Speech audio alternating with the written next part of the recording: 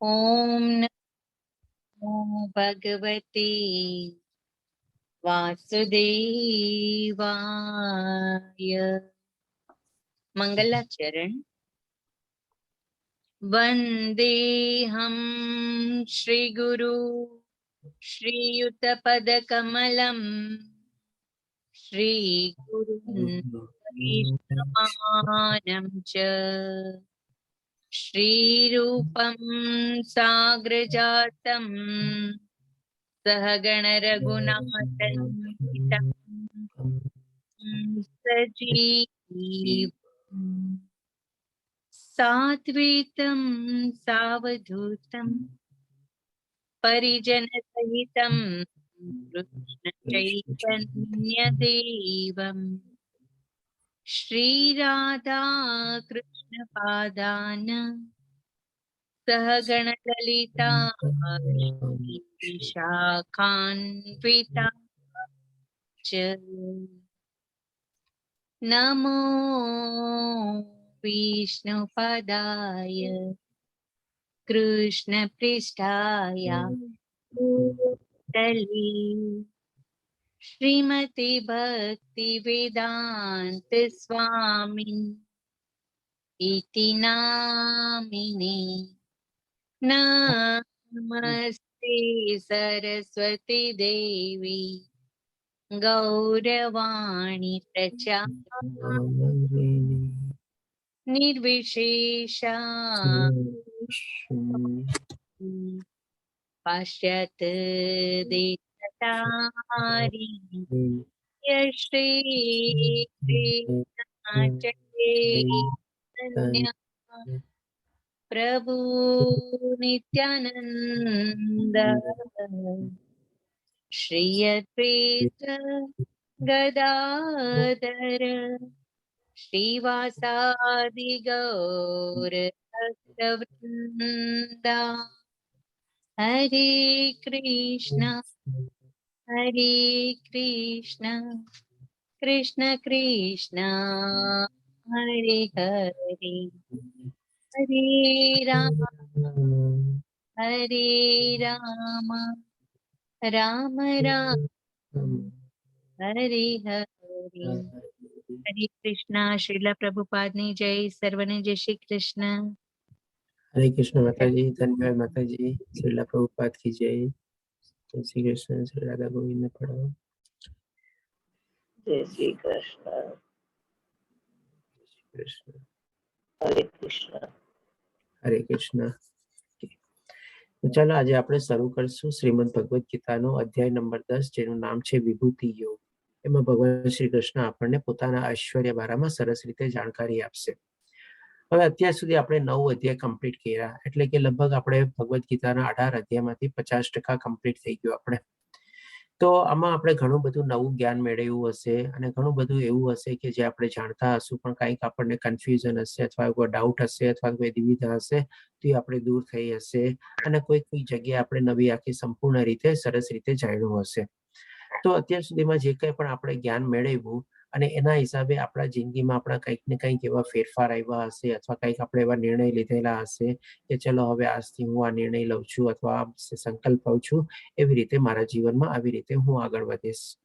તો મને બધા તરફથી જાણીને ખુશી થશે કે આપણા બધાના લાઈફમાં અત્યાર સુધી જેમ કે આપણે 9 અધ્યાય કવર કર્યા, તો કાંઈ બી આ પોતપોતાનું શેરિંગ અથવા મંતવ્ય કહી શકો છો કે ભાઈ આ ચીજ મેં નવી જાણી અથવા આ ચીજ મારી દુવિધા હતી સરસ રીતે ક્લિયર થઈ ગઈ અથવા આવી રીતે મેં મારા લાઈફમાં આવો સંકલ્પ લીધેલો છે અથવા આવી રીતે મેં નિર્ણય લીધેલો છે અથવા હું પહેલા આવી રીતે આમ કરતો હતો કે કરતી હતી તો હવે એમાં પ્રમાણે મેં ચેન્જ કર્યું છે અથવા કોઈ ચીજ આપણે એવી અવળી રીતે કરતા હોઈએ તો એને આપણે બંધ કરવાનો પણ નિર્ણય લીધેલો હોય, સંકલ્પ લીધો હોય, તો એ બધું આ પોતપોતાનું શેરિંગ મને કહી શકો છો. આપણે થોડુંક ડિસ્કસ કરી લઈએ એ પ્રમાણે 1-2 મિનિટમાં. તો આ બધા એક એક કરીને બી બોલી શકો છો અથવા એ પ્રમાણે જેમ કે હું નામ લઉં તો આપણે પ્રમાણે બી પોતાનું બોલાવી શકો છો અનમ્યુટ કરીને. આપણે શરૂ કરીએ. ચાલો હર્ષા માતાજીથી શરૂ કરીએ. હર્ષા માતાજી. જી પ્રભુજી. હરે કૃષ્ણ. હરે કૃષ્ણ. મારે ખરેખર તો આ અધ્યાય બધા અધ્યાય અભ્યાસ કરી ભગવદ ગીતાનો જે પણ કંઈ થોડું ઘણું હજી કાંઈ એટલું બધું સમજી નથી શકી, પણ મને એટલું એટલો બધો આનંદ થાય છે કે કૃષ્ણને ભગવાન તરીકે કેટલા સુંદર એનું છે રૂપ, એ રૂપ મારા મનમાં આજ સુધી હતું નહીં પ્રભુજી. અને જ્યારથી આ બધું સાંભળ્યું છે કે વાંચ્યું છે, એના પરથી મને એમ થાય છે કે કૃષ્ણ પૂર્ણ પુરુષોત્તમ ખરેખર કેટલા એના ઐશ્વર્યો અને એની સુંદરતાનું આખું એક ચિત્ર મારા મનમાં દોરાઈ ગયું છે. અને જેથી મને છે ને હવે એના પ્રત્યે ખૂબ શ્રદ્ધા અને ભક્તિ વધવા માંડી છે, જે પહેલા નહોતી પ્રભુજી. અને હવે મને ખૂબ આનંદ થાય છે કે પરમ આનંદ જેને કહેવાય એટલો બધો મને આનંદ થાય છે. અને એને કારણે મારી સ્વાસ્થ્ય ઉપર પણ બહુ સારી અસર પડી છે, એટલું હું જરૂર કહીશ પ્રભુજી. હરે ધન્યવાદ કૃષ્ણ. માતાજી. હરે કૃષ્ણ. પંકજ પ્રભુજી આપ. હરે કૃષ્ણ. ઓકે. ઉન્નતિ માતાજી.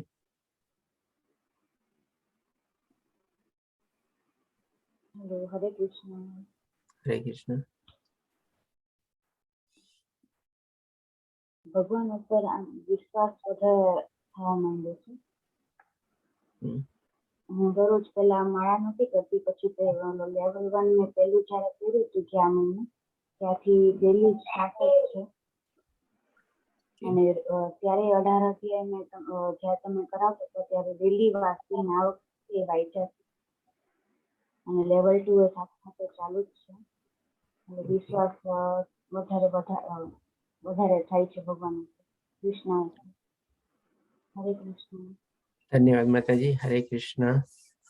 દીપિકા માતાજી. જી પંકજ પ્રભુજી આપ બોલી શકો છો. હરે કૃષ્ણ પ્રભુજી. હરે કૃષ્ણ. ભગવદ્ ગીતાના શ્રવણ અને પઠનથી જીવનમાં છે ને એક સકારાત્મકતા એ પેદા થઈ કે પહેલા મારા નકારાત્મક વિચારો બહુ આવતા, ને ભગવદ્ ગીતાના પઠનથી અને શ્રવણથી જીવનમાં બધા વિચારો હવે સકારાત્મક આવે કે કોઈ બી આપણું કાર્ય ના થાય તો આપણે એમ વિચારીએ કે હશે, પ્રભુની ઈચ્છા હશે, એનું ફળ આપણને આજે નહીં તો કાલે મળશે. પહેલા નિરાશ થઈ જતા કે ભાઈ આપણું આ કામ થતું નથી, તો આપણે નિરાશ થઈ જતા કે સાલું આટલી મહેનત કરવા છતાં પણ આપણું કાર્ય થતું નથી. હવે મગજમાં મનની અંદર એવો કોઈ વિચાર જ નથી આવતો. બહુ સરસ પ્રભુજી. ધન્યવાદ પ્રભુજી. દીપિકા માતાજી.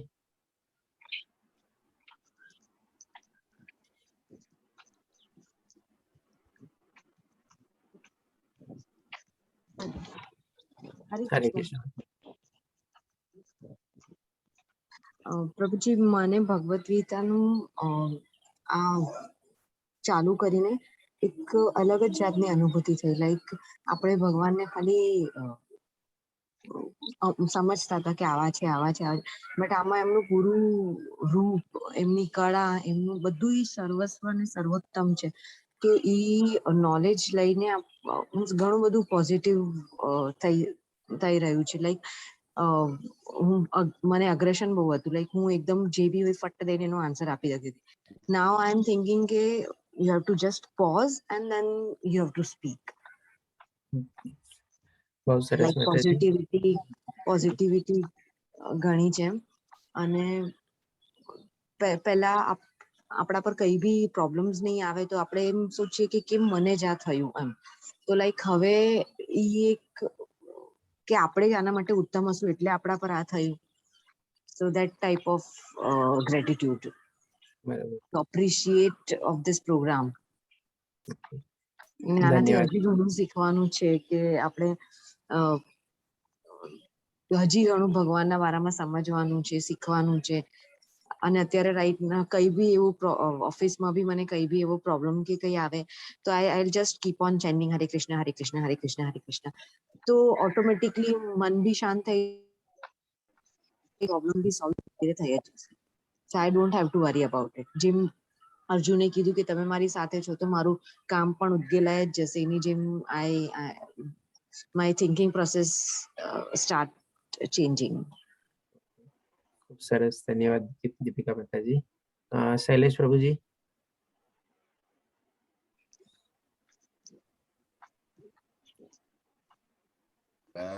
મારી લાઈફમાં હું અત્યાર સુધી આપણે જે ભગવાનને જાણ્યા છે એ કેવું છે કે બધાએ કીધું કે ભગવાનને ભજો, એટલે આપણે બે હાથ જોડીને ભગવાનને નમન કરી લઈએ. લાસ્ટ ટાઈમ મેં જયારે જોઈન કર્યું ને અત્યારે બી ફરી જોઈન કરવાનો પર્પઝ એ જ છે કે જે જાણીએ છીએ એ કંઈ જ નથી, અને ભગવાને જે શીખવાડ્યું છે લાઈફની અંદર દરેક વસ્તુનો પ્રોબ્લેમ છે. અને જેમ બીજા લોકોએ કીધું કે નાના નાના પ્રોબ્લેમ સાથે આપણે એકદમ એન્ક્સિયસ થઈ જતા, એમાં ઘણા ચેન્જીસ આવ્યા છે. અને થિંકિંગ લેવલમાં એક એવો સરસ ચેન્જ આવ્યો છે કે કંઈ બી હોય પરિસ્થિતિને એ કૃષ્ણાર્પણ કરીને જે આનંદ આવે છે કે જે પ્રભુએ કર્યું યોગ્ય જ છે, એ એનાથી અલગ જ અનુભૂતિ છે. એને કેવી ડિફિકલ્ટ છે પ્રભુજી, જી બરાબર છે. પણ લાઈફમાં ઘણો સારો ચેન્જીસ છે. એમ સારું લાગે છે. ધન્યવાદ પ્રભુજી. સવારે ઉઠાતું નથી પણ છતાં બી સવારે ચાલુ કરીને બેસી જવું જોઈએ. ઇવન શ્લોકા પઠન બી, મને શ્લોકા પઠન કરવું બી ગમે છે અને સાંભળવું બી ગમે છે. બરોબર. પણ ખબર નહીં, મારી પાસે ટ્રાવેલિંગ ની જોબ છે એટલે ભગવદ ગીતા લઈને પણ ફરતો નથી અને એટલે કરી શકતો નથી. બાકી મારી ઈચ્છા પઠન કરવાની બી હોય છે. પ્રભુજી હરે કૃષ્ણ. ખૂબ સરસ, ખૂબ સરસ. ધન્યવાદ પ્રભુજી. યશોમતી માતાજી.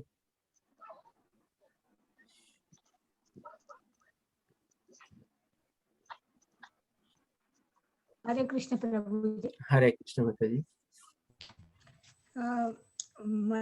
મારા વિશે કહું તો આઈ બિલોંગ ટુ વૈષ્ણવ ફેમિલી. એટલે વૈષ્ણવ ફેમિલી વિશે તો જો તમે જાણતા હો તો ગીતા અમારા માટે એટલું અગત્યનું નથી એવું અમારા મનમાં પહેલેથી નાખવામાં આવેલું. એટલે ગીતાનો અભ્યાસ અમારે ત્યાં બહુ ઓછા રહે. ત્યારે કરે કે આફ્ટર ડેથ કે એવી રીતે માણસ મરી જાય ત્યાર પછી ગીતાનું પારાયણ કરતા એવી રીતનું હતું. એટલે એટલો બધો ઇન્ટરેસ્ટ કદી લીધેલો નહીં મેં. પણ 2002માં હું જ્યારે યુએસએ આવી ત્યારે મારા નેબર એ સ્વાધ્યાયમાં જતા હતા. એમને મને કહ્યું તમે પણ ચાલો, એટલે હું પણ એમની સાથે જવા લાગી. ધીમે ધીમે મને એમાં ઇન્ટરેસ્ટ પડવા લાગ્યો અને આ ગીતાના અભ્યાસથી એટલું તો મને ફીલ થાય છે કે પહેલા જે વાતમાં આપણને દુઃખ લાગતું હતું એ ગીતા વાંચ્યા પછી, ગીતા જાણ્યા પછી, બહુ નથી જાણતી હું, જે કંઈ થોડું ઘણું જાણું છું, તો એટલી તો મારામાં મેં એ એવી લીધી છે કે ધીસ વિલ પાસ. ગીતામાં કહે છે કે દરેક વસ્તુ પરિવર્તનશીલ છે. Nothing is constant. કઈ પણ વસ્તુ સતત ટકી રહેતી નથી. પરિવર્તન, આ દુનિયા આખી પરિવર્તનશીલ છે. એટલે જે કંઈ આપણા પર આવ્યું છે એ પણ જવાનું છે. એને દુઃખ કરીને બેસી જવાનું નહીં. એટલે એ આ પ્રમાણે ગીતા પરથી મેં શીખ્યું છે અને હવે ધીમે ધીમે થોડું શીખી રહી છું અને એટલા માટે મેં ક્લાસીસ જોઈન કર્યા છે ઇસ્કોનના. ખૂબ સરસ માતાજી. ધન્યવાદ માતાજી. ચાલો હવે જે કોઈ બાકી રહી ગયા હોય છેલ્લે બી પોતાનું મંતવ્ય જણાવી શકે છે. તો આપણે હવે આજનો ક્લાસ શરૂ કરીએ. આપણે 10મો અધ્યાય શરૂ કરીએ. હેલો, હરે કૃષ્ણ. હરે કૃષ્ણ માતાજી, બોલો. આ ગીતાનું આ જ્ઞાન મેળવીને ઘણું સુખ મળે છે ને શરીરમાં શાંતિ મળે છે અને આપણામાં પોઝિટિવિટી વધી ગઈ છે થોડી. આ બધું આત્માનું જ્ઞાન ને બધું જાણીને મને એક તો ફર્સ્ટ ઓફ ઓલ તો મોબાઈલમાં ઇન્ટરેસ્ટ નથી કોઈ દિવસ, અને ટાઈમ સવારે મળતો જ નથી. મને ગીતા વાંચવાનો શોખ બહુ જ છે, પણ જોબ અને બધું રૂટીન લાઈફમાં એ નથી. પણ અત્યારે વેકેશન પડ્યું એના લીધે મને આ લાવો મળ્યો, મને બહુ ખુશી થાય છે અને આત્મા વિશે ને બધા વિશે જ્ઞાન મેળવીને ઘણું આનંદ થાય છે. ખૂબ સરસ માતા. વિધિ માતાજી બોલો છો ને? હા, હરે કૃષ્ણ. હરે કૃષ્ણ. ધન્યવાદ માતાજી. ચાલો તો હવે આપણે પ્રમાણે ડેફિનેટલી બધામાં કંઈક ને કંઈક પોઝિટિવ સાહેબા છે, સારા માતાજી બોલું છું. મને પણ સારું થયું ને એક દિવસ ફોન બગડી જતો તો સંભાળ્યો હતો તો બહુ જ આખો દિવસ રઘવાટ જ રહેતો હતો કે આજે મને સાંભળવા ન મળ્યું. રઘવાટ એટલું બધું ભગવાનમાં એટલું મન લાગી ગયું છે. સરસ. ધન્યવાદ માતાજી. આપની તબિયત બી સારી થઈ જાય એવી હરી કૃપા થશે. તો ચાલો હવે આપણે એ પ્રમાણે હરે કૃષ્ણ. હરે કૃષ્ણ પ્રભુજી બોલો. ગીતા માટે મેં એટલું બધા રીડિંગ કરેલું નથી, પણ આજે ઇસ્કોન મંદિર દ્વારા જે આ પ્રોગ્રામ ચાલુ કરવામાં આવ્યો છે એના લીધે જે ગીતાના અમુક ગૂઢ રહસ્યો અને જે વસ્તુ રીડિંગમાં અમે વાંચતા હોય એને કંઈ ખબર ના પડતી હોય, ઘણા લોકોના પ્રોબ્લેમ હશે ગીતા વાંચવામાં, એનું જે તમે વિસ્તૃત માહિતી ત્યાંથી આપી રહ્યા છો એના લીધે થોડુંક સરળતા મળે છે. અને બીજું ગીતામાં જે 1-2-3 વસ્તુ છે, એક ચિત્ત પ્રજ્ઞ પરિસ્થિતિ અને એક યોગી જે વિચારે ને, આપણે માણસ જયારે મનુષ્ય એમ વિચારતો હોય કે હું આ કરું તે કરું, જયારે યોગી વ્યક્તિ એમ કહેવામાં આવે છે ગીતામાં કે યોગી એ દુનિયા માટે વિચારતા હોય. જયારે આપણે બધા સૂતા હોય ને ત્યારે જાગતા, એવું ગીતામાં એક જગ્યાએ મેં સાંભળેલું બી છે અને વાંચ્યું બી છે કે જયારે પ્રકૃતિ માટે અને એના રિલેટેડ વિચારે, જયારે આવા વિચારો આપણા શરીરમાં કે આપણા મનમાં ઉદ્ભવતા થશે ને ત્યારે ગીતાનો મહાત્મા આપણને ખબર પડશે. અને બીજી વસ્તુ, અત્યારે રોજ સવારે વિધાઉટ એની ફેલ ઉઠી જ જવાય છે અને સાંભળવા માટેની ઈચ્છા અંદરથી જ થાય છે. જે દિવસે આ પ્રોગ્રામની માહિતી મને ખબર પડી ત્યારે જ મેં નક્કી કર્યું 18 દિવસ આ પૂરા કરવા, સાંભળી અને આનંદ લેવો છે અને સમજવી છે. આ અત્યારે કહી રહ્યો છું. પંકજ પ્રભુજી બોલે છે ને? અશ્વિન ભાઈ બોલું છું. અચ્છા, અશ્વિન પ્રભુજી બોલે છે. ઓકે, હા, ધન્યવાદ અશ્વિન પ્રભુજી, ખૂબ સરસ. ઓકે, તો ડેફિનેટલી આ પ્રમાણે બધાનો મંતવ્ય જાણીને બહુ ખુશી થઈ, અને જેમણે નથી જણાવ્યું એ પણ લાસ્ટમાં પોતાનો જણાવી શકે છે. અને એ પ્રમાણે જોઈએ છીએ કે આપણને બધાને પોતપોતાના લાઈફમાં કંઈક ને કંઈક ચેન્જીસ આવ્યા છે અને સારા સકારાત્મક અથવા પોઝિટિવ ચેન્જીસ આવેલા છે. અને ઘણા લોકોએ પોતપોતાની લાઈફ એ પ્રમાણે સરસ રીતે આગળ વધારવાનો પણ નિર્ણય લીધેલો છે અને એ રીતે આગળ વધી રહી છે. ઘણા લોકોને પોતાની હેલ્થ વાઇઝ બી કંઈક ને કંઈક ફરક આવેલા છે, ઘણા લોકોને કંઈક એવું કન્ફ્યુઝન નથી, બધું દૂર થાય છે આપણે, અને અલગ અલગ રીતે બધા એમાં પ્રવૃત્ત થઈને આપણે જોઈએ છીએ કે બધા આપણે આનંદ લઈ રહ્યા છીએ અને સાથે સાથે આપણે સરસ રીતે આપણની જિંદગી આગળ વધારવા માટે આપણે સારા એવા નિર્ણયો બી લઈએ છીએ આપણે. તો આજ આપણે ભાગવત ગીતાનું મહત્તમ છે આપણે, કે જેમ જેમ આપણે એમાં ઊંડા ઉતરતા જશું એમ એમ આપણને છે ને આપણને આપણા જીવન વિશે છે ને આપણને પૃથ્થકરણાત્મક આપણને થશે અને આપણે આપણા જીવનને એનાલિસિસ કરી શકશું કે ભાઈ હું કેવી રીતે જીવી રહ્યો હતો અને હવે મારે કેવી રીતે જીવવાનું છે. અને એમાં ઘણી બધી ચીજો આપણને એટલી સરળતાથી બધી સમજાશે, કારણ કે એમાં શું છે, આપણે અર્જુનના જેવા ભાવ લાવીને આપણે જયારે સમજવાની કોશિશ કરશું ત્યારે સમજવી બી આપણા માટે છે ને ઈઝી થઈ જશે આપણે. અને એ જ રીતે અત્યારે જોશું કે આપણા 10મા અધ્યાયમાં પણ ભગવાન શ્રી કૃષ્ણ પ્રમાણે અર્જુનને કહે છે, આ અધ્યાય આપણે કોઈ અર્જુનના પ્રશ્ન દ્વારા નહીં પણ ભગવાન શ્રી કૃષ્ણ સામેથી કહે છે કે પૂર્ણ પુરુષોત્તમ પરમેશ્વર બોલ્યા, હે માવા અર્જુન વળી સાંભળ. જેમ 7મા અધ્યાયમાં ભગવાન શ્રી કૃષ્ણ કીધું હતું કે સાંભળ, એવી રીતે અહીંયા બી કહે છે કે વળી સાંભળ. બધાને મ્યુટ કરી દઉં છું, પોતપોતાને મ્યુટ રાખજો. કે સાંભળ, તું મારો પ્રિય સખા છે, તેથી હું તારા હિતાર્થે એવું જ્ઞાન પ્રદાન કરીશ કે જે મેં અગાઉ સમજાવેલા જ્ઞાનથી શ્રેષ્ઠ છે. એટલે કે અહીંયા જોઈએ છીએ આપણે કે બે ભાઈઓ વચ્ચે, બે મિત્રો વચ્ચે એવી ગાઢ મિત્રતા હતી આપણે, જેમ આપણે કહીએ ને લંગોટિયા મિત્ર હતા. એટલે કે એવી રીતે અત્યારે છે ને નો ડાઉટ ગુરુ શિષ્ય પ્રમાણે બી હતા. જયારે અર્જુન શરણાગતિ લે છે ને ભગવાન શ્રી કૃષ્ણ બધો ઉપદેશ આપે છે, પણ પછી જેમ જેમ આપણે બધાનો બંનેનો સંવાદનો વાત આગળ વધે છે તેમ તેમ આગળ છે ને ભગવાન શ્રી કૃષ્ણ મિત્રતા ઉપર વધારે આપણે ભાર આપીને પ્રમાણે અર્જુનને કહે છે કે હવે હું તને આ જ્ઞાન પ્રદાન કરીશ, સર્વોચ્ચ જ્ઞાન પ્રદાન કરીશ, જે બધા જ્ઞાનથી શ્રેષ્ઠ છે પણ હું તને પ્રદાન કરીશ. એટલે કે આવી રીતે અર્જુનના ભાવ સમજીને આપણે જો સમજીએ આપણે ગીતાને તો આપણને સરસ રીતે સમજાય અને એના વાંચન કરવું પણ આપણા માટે બહુ સહેલું થઈ જાય અને સહજ થઈ જાય.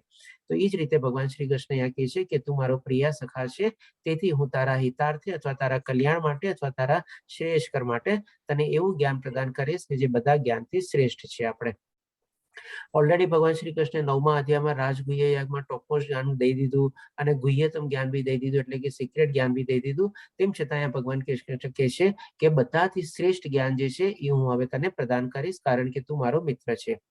તો હજી જોઈએ ભગવાન શ્રી કૃષ્ણ હવે આગળ શું કહે છે. તો બીજા શ્લોકમાં ભગવાન શ્રી કૃષ્ણ કહે છે, મારી ઉત્પત્તિ કે ઐશ્વર્ય ન તો દેવગણ જાણે છે અને ન તો મહર્ષિઓ જાણે છે. એટલે કે કોઈ પ્રમાણે જાણતું નથી. કારણ કે શું કામે? તો કે સર્વથા દેવો અને મહર્ષિઓનો સ્ત્રોત હું પોતે જ છું. એટલે કે બધા મહર્ષિઓ અને બધા દેવી દેવતાઓ જે છે બધા એમના થકી જ આપણે ઉત્પન્ન થયેલા છે અથવા બધા એમના થકી જ આપણે ઉદ્ભવેલા છે. એવી રીતે ભગવાન શ્રી કૃષ્ણ કહે છે અને એ રીતે એનો કોઈ સ્ત્રોત એ પ્રમાણે જાણતું નથી ભગવાન શ્રી કૃષ્ણને. હવે આના સંદર્ભમાં આ સમજવા માટે છે ને એક આપણે એક્ઝામ્પલ લઈ લઈએ.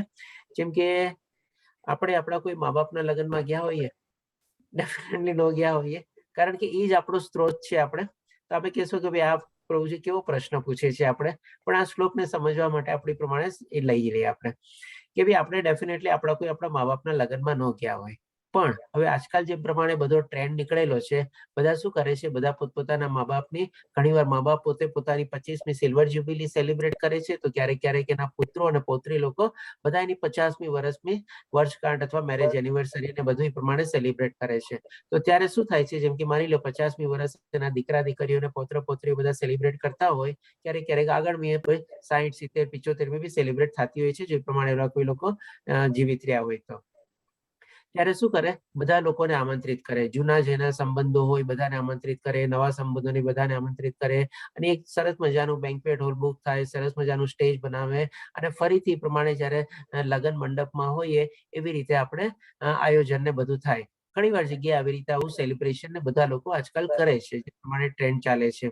તો એવી જ રીતે અહીંયા જયારે ભગવાન અવતરિત થવાના હતા ને, જ્યારે દેવકી માતાના ગર્ભમાંથી જયારે અવતરિત થવાના હતા, ત્યારે અહીંયા તમે બધા ફોટામાં જોઈ શકશો કે આ બધા ઋષિ મુનિઓ અને મહર્ષિઓ બધા જે છે, આ પછી બધા દેવી દેવતાઓના ફોટા છે, એ લોકો બધા છે ને અવ્યક્ત રૂપમાં આપણે દેવકી માતાજી પાસે આવતા, એમને શુભેચ્છા આપતા, એમના આશીર્વાદ આપતા, અને એવી રીતે ભગવાનના એ લોકો દર્શન કરતા.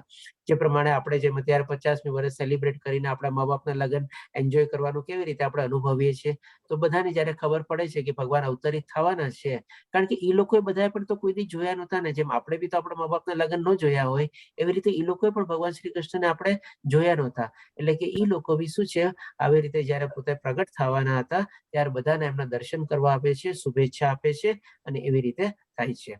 તો એવી રીતે ભગવાન શ્રી કૃષ્ણ કહે છે કે બધા સર્વ દેવો અને મહર્ષિઓનો બધાનો સ્ત્રોત હું છું, અને એ લોકો પણ મને જાણતા નથી. આવી રીતે પછી ભગવાન શ્રી કૃષ્ણ ત્રીજા શ્લોકમાં જે કહે છે કે મનુષ્યમાં માત્ર તે જ મોહ રહિત અને સમસ્ત પાપોથી મુક્ત હોય છે કે જે મને અજન્મ અનાદિ તથા સર્વ ગ્રહ મંડળોના સ્વામી તરીકે જાણે છે.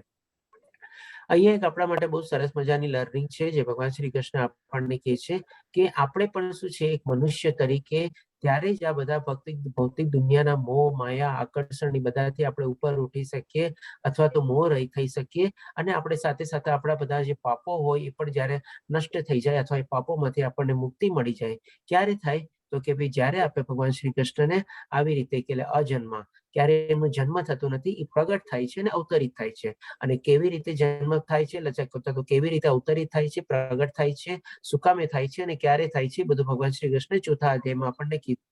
અનાદિ એટલે કે અનાદિકાળથી આ સૃષ્ટિના સર્જનના પહેલાથી આપણે ભગવાન શ્રી કૃષ્ણ ચાલ્યા આવે છે. અને એવી જ રીતે સર્વ ગ્રહ મંડળોના સ્વામી તરીકે, એટલે જેટલા બી ગ્રહ મંડળ છે બધા એમના થકી જ આપણે ઉદ્ભવેલું છે અને ઉત્પન્ન થયેલું છે. એટલે કે જયારે આવી રીતે ભગવાનને આપણે સર્વસ્વ તરીકે માની લઈએ, અને એવી રીતે જયારે ભગવાનની આપણે શરણાગતિ લઈએ અને સર્વસ્વ રીતે આપણે ભક્તિમાં પરોવાઈ જઈએ, ત્યારે આપણા પાપમાંથી પણ મુક્તિ પામી શકીએ છીએ, અને આપણે મોહ રહિત બી થઈ શકીએ છીએ. એ પ્રમાણે ભગવાન શ્રી કૃષ્ણ આપણને અહીંયા કહે છે. પછી હવે ભગવાન શ્રી કૃષ્ણ જેમ 7મા અધ્યાયમાં શું છે, આપણને સમજાયું હતું જ્ઞાન વિજ્ઞાન યોગમાં કે ભાઈ આ સૃષ્ટિનું સર્જન મેં કેવી રીતે કર્યું, પોતાની ભૌતિક શક્તિ દ્વારા અને પરાશક્તિ દ્વારા. તો હવે આ અધ્યાયમાં ભગવાન શ્રી કૃષ્ણ છે ને આપણું ઉદ્ભવ અથવા આપણું ઉદ્ગમ સ્થાન અથવા આપણે ઉત્પન્ન કેવી રીતે થયા એ આપણને અહીંયા જણાવશે.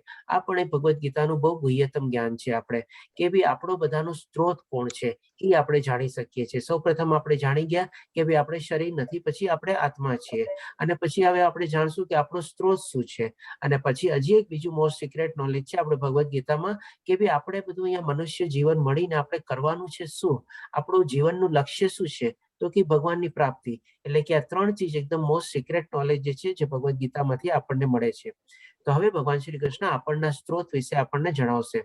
તો 6થા શ્લોકમાં કહે છે કે સપ્ત ઋષિઓ એટલે કે 7 ઋષિઓ તથા તેમની પૂર્વે એટલે કે એની પહેલાના 4 મહર્ષિઓ, તેમજ બધા મનુઓ એટલે કે મનુઓ કોણ, એટલે તો કે માનવ જાતિના પૂર્વજો મારા મનથી ઉત્પન્ન થયેલા છે, અને વિભિન્ન લોકમાં નિવાસ કરનારા સર્વ જીવો તેમનામાંથી આવે છે. એટલે કે હવે આપણું ઉદ્ભવ સ્થાન આપણે જોશું કે ભાઈ સૌ પ્રથમ પહેલા ભગવાન શ્રી કૃષ્ણ કહે છે કે મહર્ષિઓને પૂર્વે 4 મહર્ષિઓ, સપ્ત ઋષિઓની પહેલા 4 મહર્ષિઓ. એ 4 મહર્ષિઓ ક્યાં હતા, તો કે બ્રહ્માજીના પુત્ર હતા, જે આજીવન આપણે બ્રહ્મચારી રહ્યા હતા અને બાળ રૂપમાં જ રહ્યા હતા, અને એવી રીતે એ લોકોએ ભગવાનની પ્રાપ્તિ કરી હતી. એ લોકોએ આ જીવનની સૃષ્ટિ વધારવામાં યોગદાન નહોતું આપ્યું, પણ બીજા સપ્ત ઋષિઓ એટલે કે સાત ઋષિઓ જે પણ બ્રહ્માજીના પુત્ર હતા, અમને એ બધા આપણે ભગવાનના મન દ્વારા ઉત્પન્ન થયેલા હતા, એટલે કે સ્વયં સર્જિત અથવા સ્વયં નિર્મિત એ પ્રમાણે હતા. અને એ લોકોએ આ સૃષ્ટિને આગળ વધારવામાં પોતાનું યોગદાન આપેલું હતું. તો એ 7 ઋષિના જે નામ છે આપણે એ અગસ્ત્ય ઋષિ, અત્રિ ઋષિ, ભારદ્વાજ ઋષિ, ગૌતમ ઋષિ, જન્માદાગ્નિ ઋષિ, વશિષ્ઠ ઋષિ અને વિશ્વામિત્ર ઋષિ. હવે આ 7 ઋષિએ જેમણે સૃષ્ટિમાં યોગદાન વધારવાનું પોતાનું યોગદાન આપ્યું. તો હવે એમાંથી જ આપણે બધા આવેલા છીએ. આપણે તમે જોજો આપણા બધાના ગોત્ર કહેવાય છે. તો એ જે ગોત્ર હોય છે ને, આપણા 7 માંથી જ એક ગોત્ર હોય આપણું. અને જો માની લો 7 માંથી એવું કોઈ ગોત્ર ન હોય તો હોઈ શકે કોઈ એનું કોઈ કેને પેટા ગોત્ર તરીકે વર્ણવેલું હોય. બાકી આ જે 7 ઋષિનું જે આપણે નામ છે એના પ્રમાણે જ આપણું ગોત્ર એ પ્રમાણે આવેલું હોય છે. એટલે કે આપણું જન્મ અથવા ઉદ્ગમ સ્થાન આપણે ભગવાન શ્રી કૃષ્ણ દ્વારા જ આવી રીતે આપણને અહીંયા બતાવવામાં આવે છે. એટલે કે આપણા પિતાના પિતાના પિતા જે આપણે પરમ પિતા કહીએ એ ભગવાન શ્રી કૃષ્ણ છે. કારણ કે ભગવાન શ્રી કૃષ્ણ શું કે છે, એ બધું મારા મનથી ઉત્પન્ન થયેલા છે. અને વિભિન્ન લોકમાં એટલે કે આપણે તો ખાલી પૃથ્વી લોક જાણીએ છીએ, પણ એના સિવાય બાકી બધા જેટલા લોકો છે એમાં બધા સર્વ જીવો એટલે કે જેટલા ટાઈપના બધા જીવો જીવે છે એ બધા પણ ભગવાન શ્રી કૃષ્ણ માંથી જ આવેલા છે. એવી રીતે ભગવાન શ્રી કૃષ્ણ વર્ણવે છે. એટલે કે આ શ્લોક દ્વારા આપણને આપણું ઉદ્ગમ સ્થાન અથવા ઉત્પન્ન મળે છે કે આપણે ક્યાંથી આવ્યા છે, આપણો સ્ત્રોત કોણ છે, એવી રીતે. હવે આ જે માનવ જાતિના પૂર્વજો છે એવા 14 મનુ છે. 14 મનુમાંથી આપણે અત્યારે 7મા મન્વંતરમાં જીવીએ છીએ. એનું પણ આપણે નામ લઈ લઈએ. આપણે વૈવસ્વત નામના આપણે મનુમાં આપણે છીએ. તો આપણે 14 મનુના નામ છે. 14 મનુમાંથી જેમ આપણે જાણી ગયા છે કે બ્રહ્માજીના આપણા 14 મનુ એટલે કે 14 એ પ્રમાણે દિવસ ને રાત્રિ ને બધું વર્ણવે છે. તો જે બ્રહ્માજીનું 100 વર્ષનું આયુષ્ય છે એમાંથી 7 મનુ ઓલરેડી અત્યારે કમ્પ્લીટ થવા જઈ રહ્યા છે. એટલે કે આપણે અત્યારે 7મા મનુમાં જીવીએ છીએ. એટલે કે 50 વર્ષનું આયુષ્ય બ્રહ્માજીનું કમ્પ્લીટ થઈ ગયું છે. અને બાકી બધા 50 વર્ષમાં બીજા 7 મનુ હજી આવવાના છે. આ રીતે ભગવાન શ્રી કૃષ્ણ આપણને વર્ણવે છે. હવે ભગવાન શ્રી કૃષ્ણ 7મા શ્લોકમાં કહે છે આપણને કે જે મનુષ્ય મારા ઐશ્વર્ય એટલે કે ભગવાનનું ઐશ્વર્ય આપણે જાણશું આપણે તથા યોગને વિશે ખરેખર દ્રઢ વિશ્વાસ ધરાવે છે તે મારી અનન્ય ભક્તિમાં સંલગ્ન થાય છે. એ વિશે લેશ માત્ર શંકા નથી. એટલે કે આપ સૌએ બી અત્યારે જે પ્રમાણે બધા મંતવ્ય જણાવ્યું, આપણે બધાની અત્યારે ભગવાન શ્રી કૃષ્ણમાં આસ્તે જે પ્રમાણે આસ્થા હતી અને જે શ્રદ્ધા હતી, જે આપણે કહી શકીએ આપણી પૂરી માત્રામાં નહોતી અથવા તો અપૂર્ણ માત્રામાં હતી. અને એ આપણી અત્યારે કેટલી સરસ રીતે આપણે આગળ વધી રહી છે.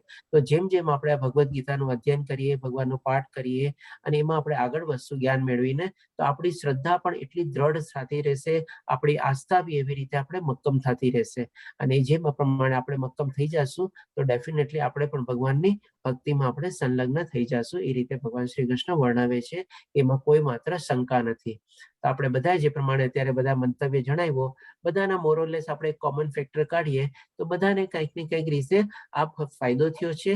અને બધાની ભક્તિ માર્ગમાં એટલે કે પ્રમાણે કંઈક ને કંઈક આપણે પ્રગતિ થઈ છે. અને એવી રીતે ભગવાનમાં શ્રદ્ધા અને આસ્થામાં બી ઓર આપણે દ્રઢ થઈ છે, અથવા ઓર એના મૂળિયા હજી ઓર ઊંડા થઈ ગયા છે આપણે. તો એ રીતે આપણે જાણી શકીએ. હવે પછી આપણે ચતુશ્લોકી ગીતા લઈશું. એટલે કે ચતુશ્લોકી ગીતા શું કામ? એટલે કે 4 શ્લોકી ગીતા, એટલે કે 8મો, 9મો અને 10મો, 11. તો આપણે ભાગવતમાં છે ને આખી ભગવદ્ ગીતાનો આ 4 શ્લોક તરીકે સારાંશ લેવામાં આવેલો છે. એટલા માટે એને ચતુશ્લોકી ગીતા કહેવાય છે. એટલા માટે શું છે, ક્યારેક ક્યારેક કોઈ ગીતામાં આપણે 696 શ્લોક હોય છે, તો કોઈ ગીતામાં 700 શ્લોક હોય છે. આપણે જે અત્યારે ઇસ્કોનની જે યથાર્થ ભગવદ્ ગીતાને ફોલો કરીએ છીએ આ પ્રમાણે 700 શ્લોક આવેલા છે.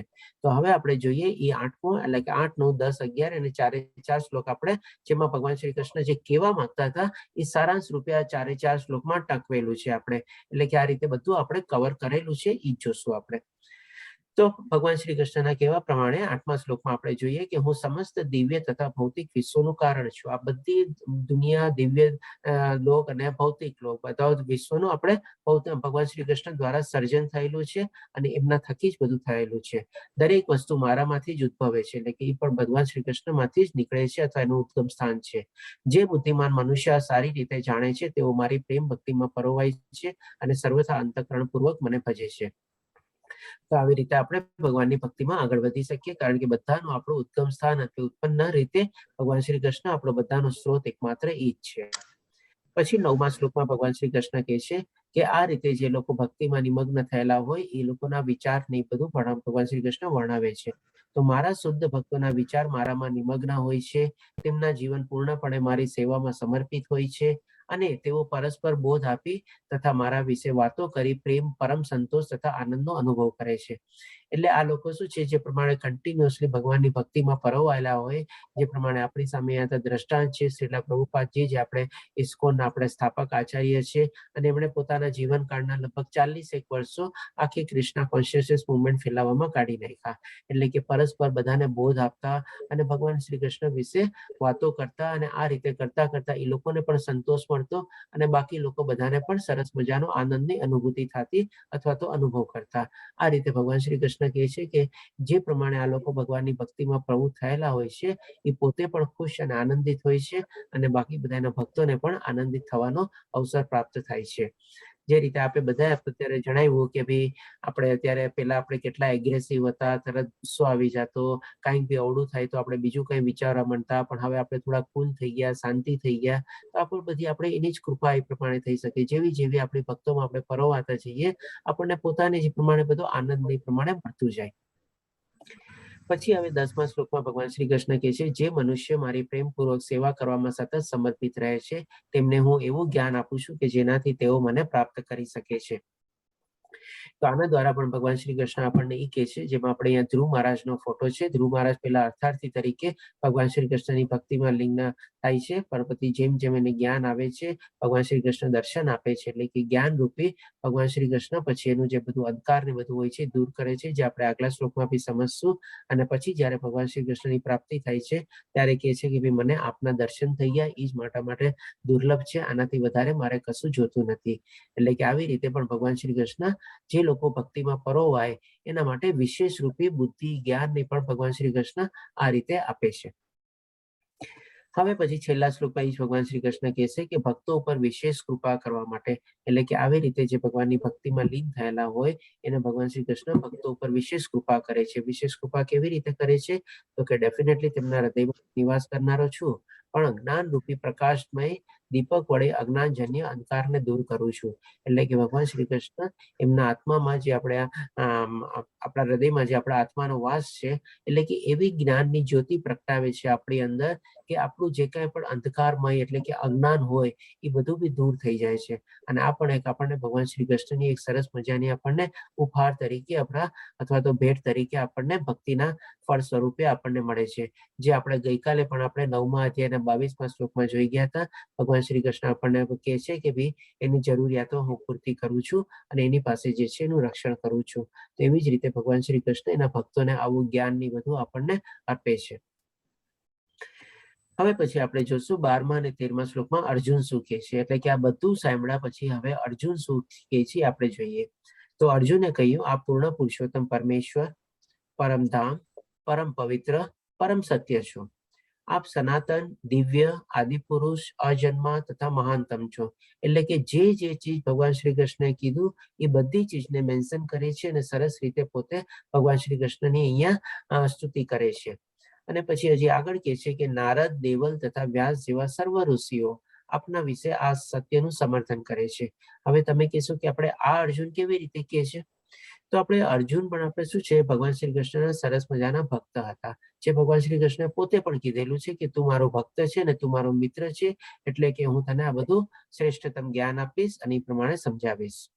તો હવે અર્જુન આ કેવી રીતે કહે છે કે એ આપણે સમજીએ. જ્યારે અર્જુન આપણે જોઈએ છે કે આપણે દ્રોણાચાર્યના ગુરુકુલમાં એ લોકો બધા પાંડવ અને કૌરવ લોકો ભણવા ગયા હતા અથવા જ્ઞાન પ્રાપ્ત કરવા ગયા હતા, જે પ્રમાણે ત્યારની બધી પ્રણાલિકા ને બધી ચાલતી હતી.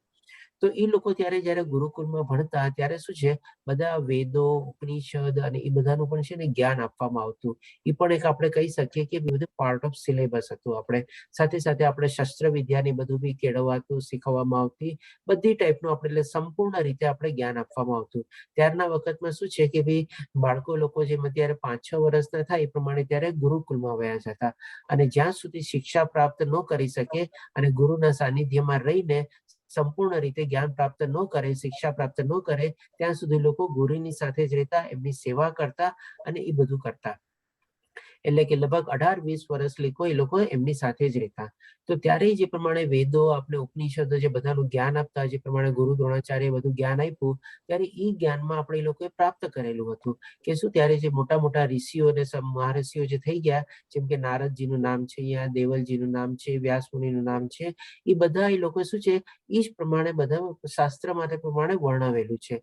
જે પ્રમાણે ભગવાન શ્રી કૃષ્ણ આખી ચીજ અહીંયા અર્જુનને જે જ્ઞાન આપ્યું એટલા માટે અહીંયા અર્જુન કહે છે કે નારદ, દેવલ તથા વ્યાસ જેવા સર્વ ઋષિઓ આપના વિશે આ સત્યનું સમર્થન કરે છે. એટલે કે આ જ પ્રમાણે જ્ઞાન એમણે મેળવેલું હતું ગુરુ દ્રોણાચાર્ય પાસેથી, આપણા શાસ્ત્રોમાંથી. એટલા માટે એમને ફરીથી યાદ કરીને કહે છે કે આ બધા પણ એ લોકો આપની એ જ ચીજનું સમર્થન કરે છે કે હવે આપ સ્વયં મને તે જ કહી રહ્યા છો.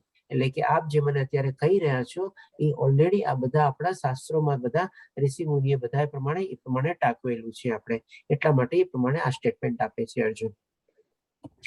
હવે પછી અર્જુન ભગવાન શ્રી કૃષ્ણને હજી ઓર વિનંતી કરે છે કે હે કૃષ્ણ, આપે મને જે બધું કહ્યું તેને હું સર્વથા સાચું માની સ્વીકારું છું. હે પ્રભુ, ન તો દેવો કે ન તો દાનવો આપના સ્વરૂપને જાણવા સમર્થ છે. એટલે કે ભગવાન શ્રી કૃષ્ણ જેમ સ્ટાર્ટિંગમાં જ કીધું, ન તો મહર્ષિઓ ન તો દેવો મને જાણે છે, કારણ કે બધાનો હું સ્ત્રોત છું.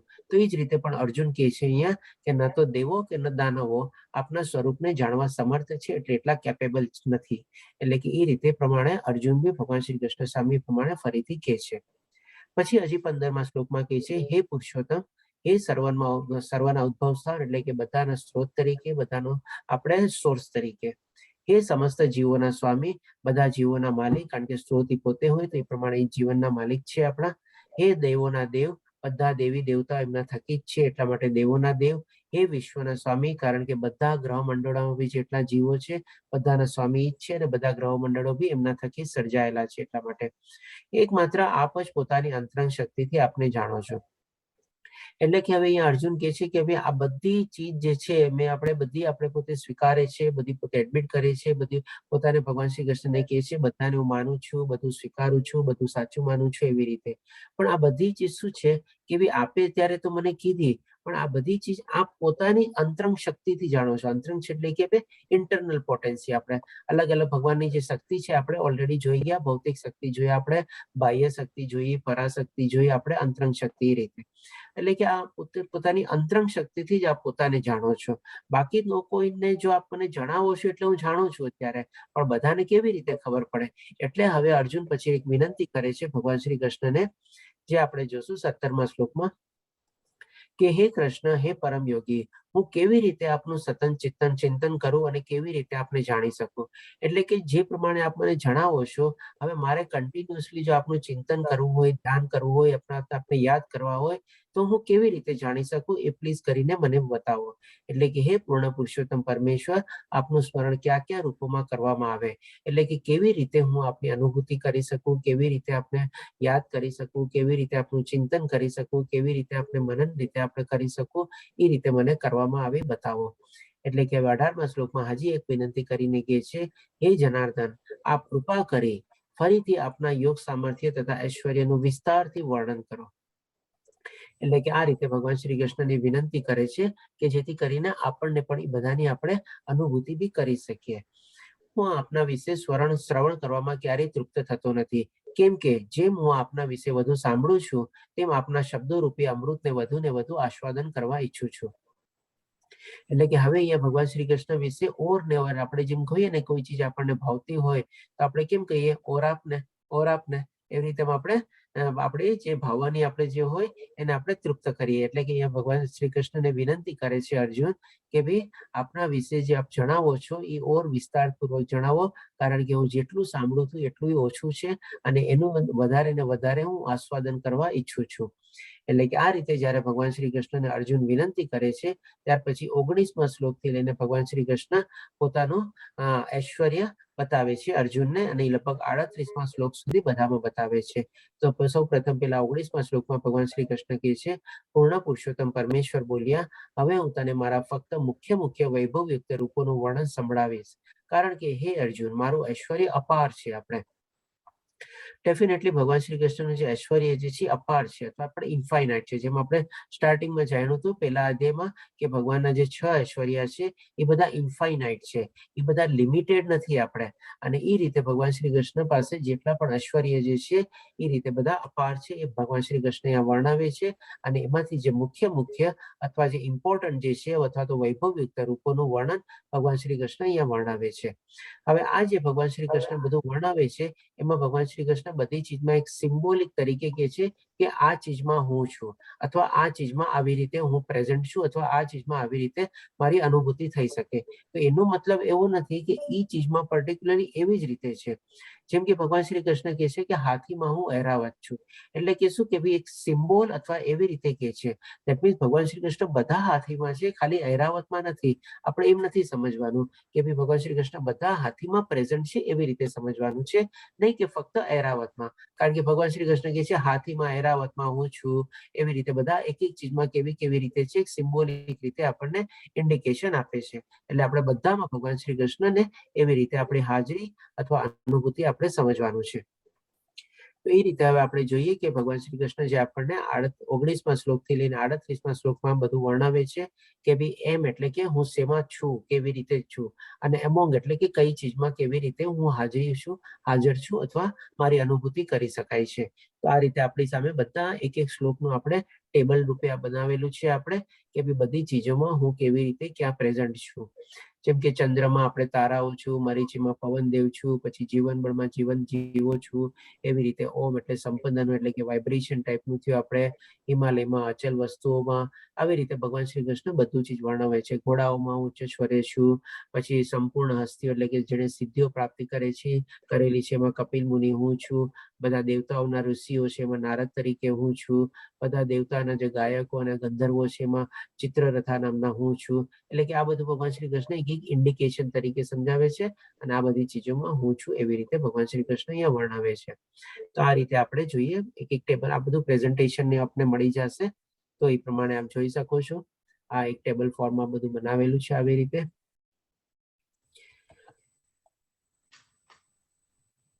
હવે એક આપણે પિક્ચર દ્વારા બી આપણે થોડુંક સંક્ષિપ્તમાં લઈ લઈએ.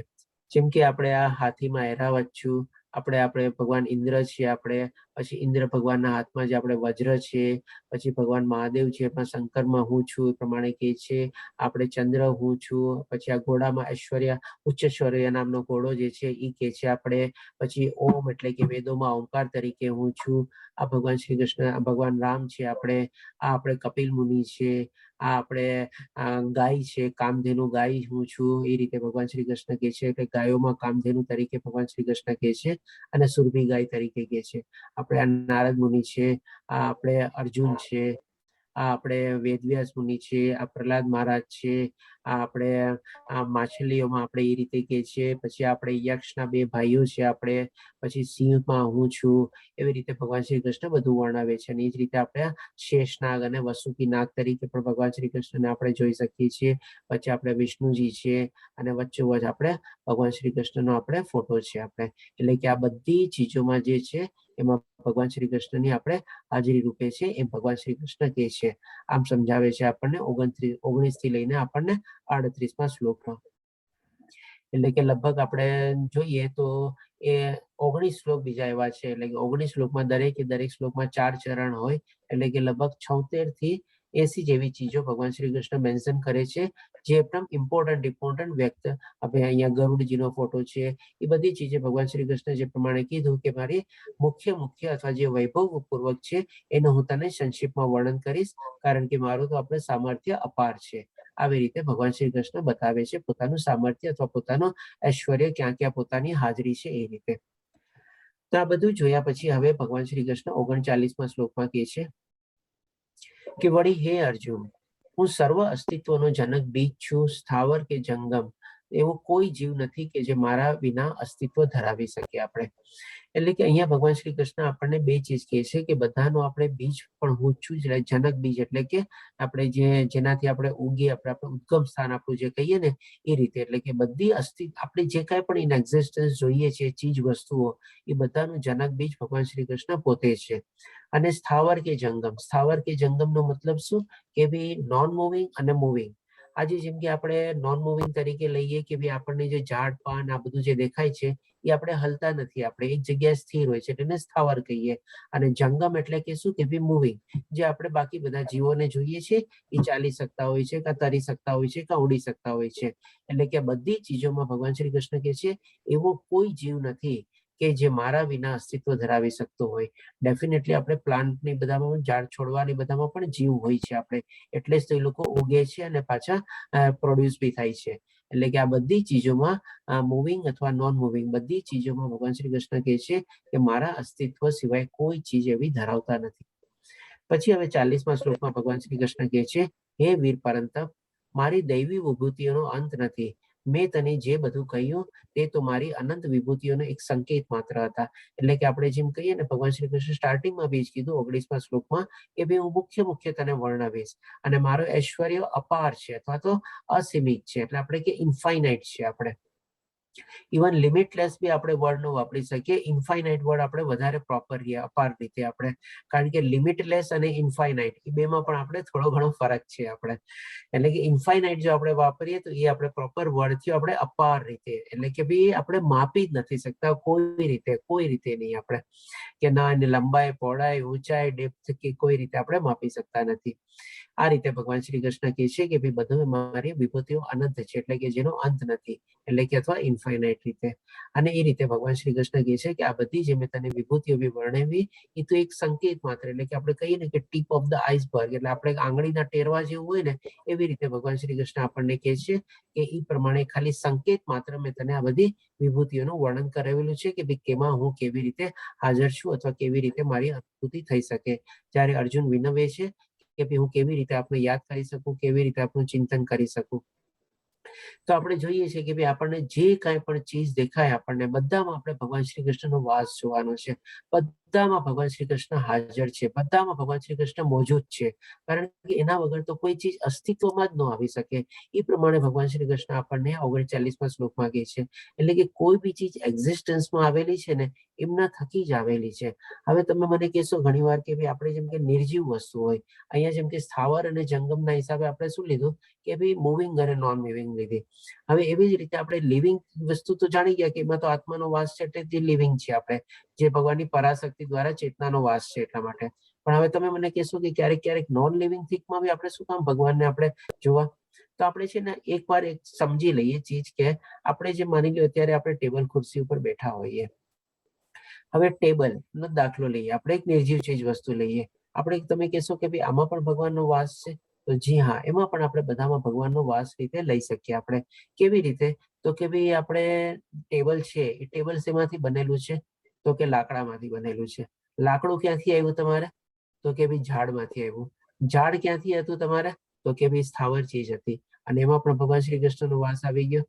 કોઈ બી ચીજ તમે જો જે ચીજ અસ્તિત્વમાં બનેલી છે આપણને બધાનું તમે એનું પાછળનું કારણ જોશો અને ક્યાંથી ઉદ્ભવેલી છે તમને એમાં ભગવાન શ્રી કૃષ્ણ મળી જ જશે. તમને ભગવાન શ્રી કૃષ્ણની પ્રમાણે એનો વાસ આપણને અનુભવ થઈ જ જશે કે ના, બધી જગ્યાએ ભગવાન શ્રી કૃષ્ણનો વાસ છે. હા, જે ચીજ આપણને જે ચીજ હોય એ રીતે આપણી પ્રમાણે ઉપયોગમાં લેવાની હોય. આનો મતલબ એવું નથી કે બધી ચીજોને આપણે પૂજવા લાગવાની અથવા બધી ચીજની આપણે અર્ચના કરવા લાગવાની. જે ચીજ જેવી રીતે હોય એ રીતે આપણે એને ઉપયોગમાં લેવાની હોય. પણ એ રીતે બધી ચીજમાં છે ને આપણે ભગવાનનો, જેમ બધા જીવોમાં બધાને આપણે આત્માનો જો આપણે વાસ સમજી લઈએ અને બાકી બધી ચીજ વસ્તુમાં જો આપણે ભગવાનનો વાસ અથવા એમનો આભાસ સમજી લઈએ તો પણ આપણને ઘણી બધી ચીજો આપણી લાઈફમાં છે ને ઘણી ક્લિયર થઈ જાય આપણને. તમે જોજો ઘણી વાર આપણને કોઈ ચીજ ગમતી, ના ગમતી, અણગમતી કે બધું થાય ને તો એ બધું બી છે ને આપણા મનમાંથી આસ્તે આસ્તે છે ને બધું દૂર થઈ જશે. અને એ જયારે દૂર થશે ને ત્યારે આપણને છે ને બધી ચીજ ગમવા મળશે આપણને. અને જયારે બધી ચીજ ગમવા મળશે ને અથવા બધી ચીજ પ્રત્યે આપણો અણગમો દૂર થઈ જશે ને તો એક ટાઈપનો આપણા મનમાં છે ને વિરક્તિનો ભાવ આવી જશે કે ભાઈ ઠીક છે, ઓકે, આ બધું શું છે ભૌતિક દુનિયામાં બધી ચીજ વસ્તુ અને આને તેને બધું જેની પાછળ આપણે ભાગીએ છીએ, કાંઈ છે આપણે ચીજ વસ્તુ લઈ લ્યો, માણસો લઈ લ્યો, જગ્યા લઈ લ્યો, બધાથી આપણને આ રીતે બધું આપણે સમત્વ ભાવ રીતે બધું કેળવી લેશું. બધામાં આપણે ભગવાન શ્રી કૃષ્ણને વ્યાપક થયેલા જોશું, ભગવાન શ્રી કૃષ્ણનો આપણે વાસ જોશું, ત્યારે આપણા માટે છે ને બધું પછી આમ ગૌણ થઈ જશે. આપણને બધું આપણને એમ લાગશે ઓકે ઠીક છે. આવી રીતે આપણો વિરક્ત ભાવના બી આપણે એ રીતે કેળવી શકીએ છીએ આપણે.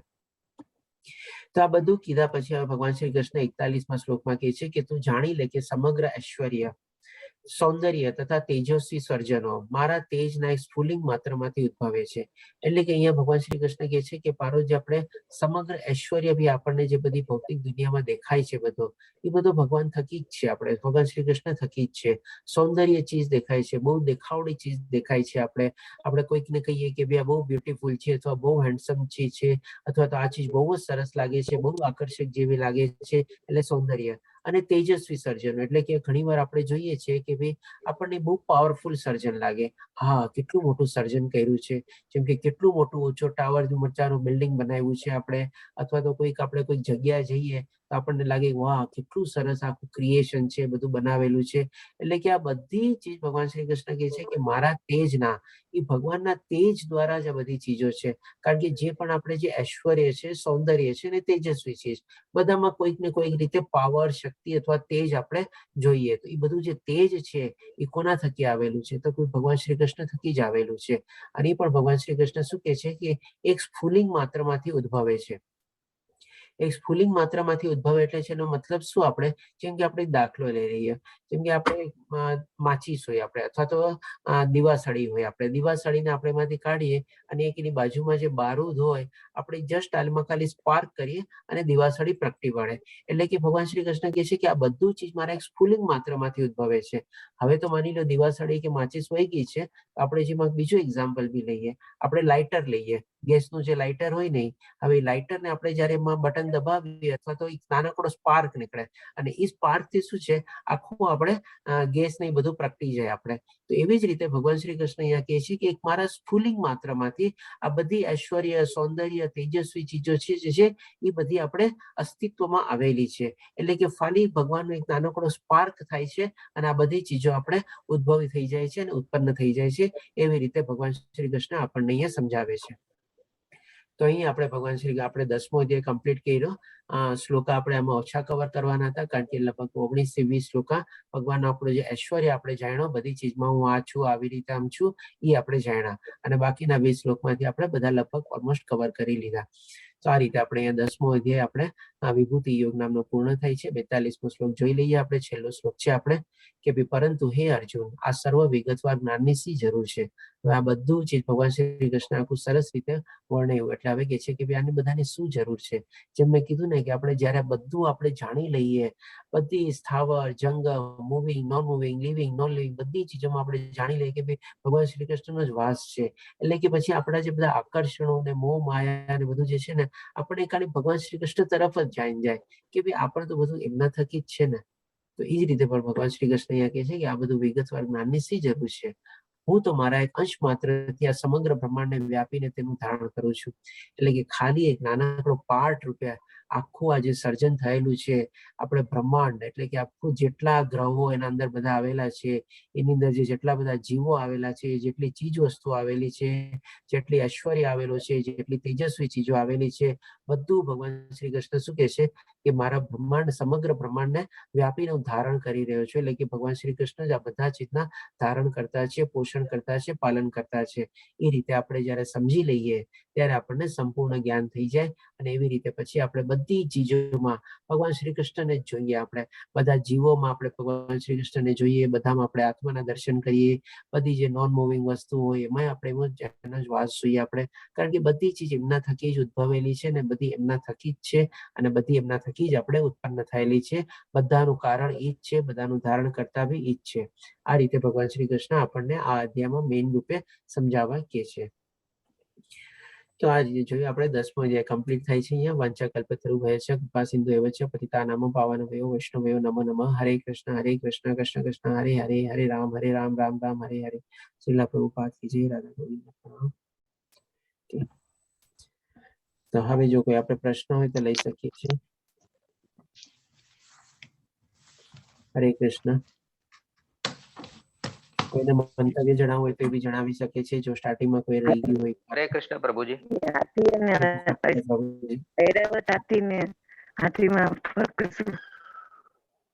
મોક્ષમાં તો આપનો અવાજ છે ને બહુ બ્રેક થાય છે, સંભળાતું નથી બરાબર. ઐરાવત હાથી અને ખાલી હાથી એ બેમાં ફરક શું એ સમજાણું નહીં. ઓકે, માતાજી બધા ભગવાન શ્રી કૃષ્ણ શું કે છે કે ભાઈ હાથીમાં હું ઐરાવત છું, એટલે કે બધી ચીજમાં જે ટોપ મોસ્ટ ચીજ છે ને, સૌથી ઉચ્ચતમ જે ચીજ છે ને, એને ભગવાન પ્રતીક રૂપે પોતાની હાજરી વર્ણવે છે. એટલે કે એમ નથી સમજવાનું આપણે કે ભાઈ હાથીમાં ખાલી ઐરાવતમાં જ ભગવાન શ્રી કૃષ્ણનો વાસ છે. બધા હાથીમાં પ્રતીક રૂપે ઐરાવતને આપણે સિમ્બોલિક રીતે લઈએ તો એવી રીતે ભગવાન શ્રી કૃષ્ણ સમજાવે છે. અને બધા હાથીમાં બી એમનો વાસ છે અને ઐરાવત તરીકે ભગવાન શ્રી કૃષ્ણ એક નામ પ્રતીક રૂપે આપણને સમજાવે છે. હરે કૃષ્ણ માતાજી. હરે કૃષ્ણ પ્રભુજી. જે પંકજ પ્રભુજી, હરે કૃષ્ણ.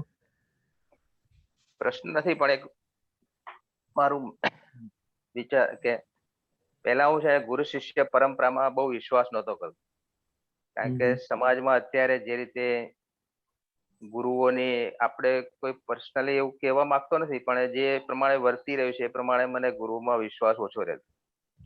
જ્યારથી ગીતાનું પઠન, ગીતાનું શ્રવણ કરવાનું ચાલુ કર્યું, ત્યાંથી ગુરુ શિષ્ય પરંપરામાં થોડો મને ધીરે ધીરે વિશ્વાસ પેદા થવા માંડ્યો કે આપણે જ્ઞાન મેળવવું હોય તો ગુરુ વગર શક્ય નથી. સાચી વાત છે પ્રભુજી આપની. અને જે પ્રમાણે આપણે કીધું ને, અત્યારનો ટાઈમ એ પ્રમાણે છે, બરોબર છે કે ભાઈ ગુરુ શિષ્ય પરંપરામાં ઘણા લોકોને ઓછો વિશ્વાસ બેસે છે.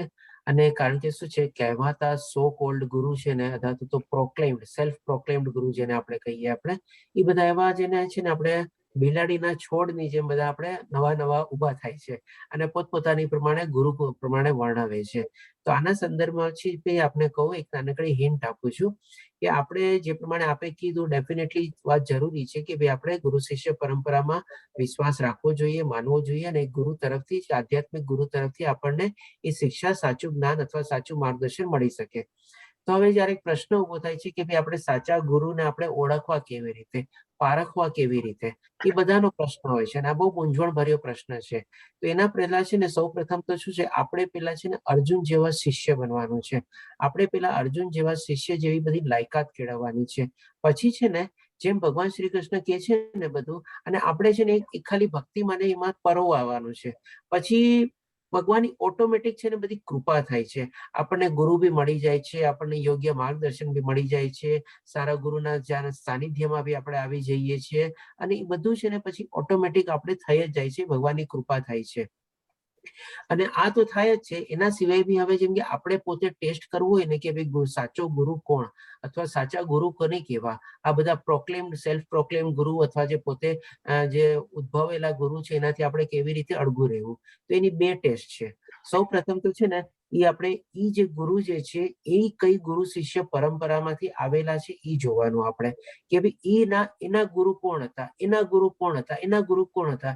એટલીસ્ટ 2-3 આપણે જેને કહીએ ને સ્ટેપ બાય સ્ટેપ, આપણે જેમ જનરેશન હોય ને એવી રીતે જાણવાની પેલા કોશિશ કરવાની. તો એના પ્રમાણે આપણને થોડી ખાતરી થાય કે ભાઈ આ ગુરુ શિષ્ય પરંપરામાંથી આ એ પ્રમાણે આવેલા છે. હવે એ તો વાત ચાલો બરાબર થઈ ગઈ. એના કરતા વધારે બીજી ટેસ્ટ જે આપણે કહી શકીએ, એ ગુરુને જે છે ને આચરણ કેવું છે ને એ જોવાનું આપણે.